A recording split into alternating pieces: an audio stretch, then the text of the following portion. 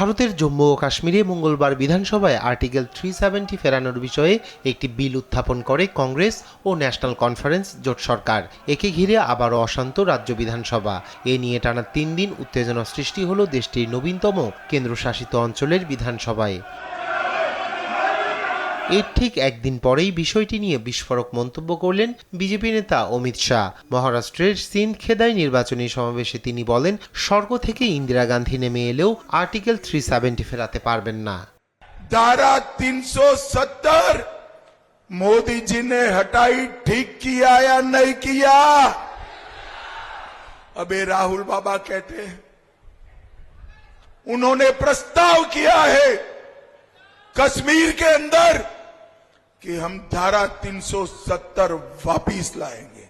राहुल बाबा आप तो छोड़ो, इंदिरा जी स्वयं स्वर्ग से वापिस आएगी, धारा 370 नहीं।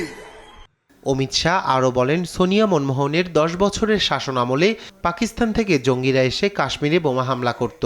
এখন আর সেই দিন নাই বলেও জানান তিনি। दोनों हाथ उठाइए। এর আগে মহারাষ্ট্রের আরেক নির্বাচনী সমাবেশে আর্টিকেল 370 ফেরানো নিয়ে কংগ্রেসের সমালোচনা করেন অমিত শাহ। রাহুল গান্ধীর পরের 4 প্রজন্ম মিলেও এটি ফেরাতে পারবে না বলেও সে সময় জানান তিনি। কিছুদিন আগে পুনের এক নির্বাচনী সমাবেশে কংগ্রেসের আর্টিকেল 370 ফেরানোর প্রচেষ্টার সমালোচনা করেন নরেন্দ্র মোদী। আর্টিকেল 370 ফেরানোর প্রস্তাব ভারতকে বিভক্ত করার পায়তারা এবং বিজেপি সরকার একে মাটিচাপা দিয়েছেন বলেও মন্তব্য করেন নরেন্দ্র মোদী। রায়হান কবির শুভ্র, নিউজ ডেস্ক, দেশ টিভি।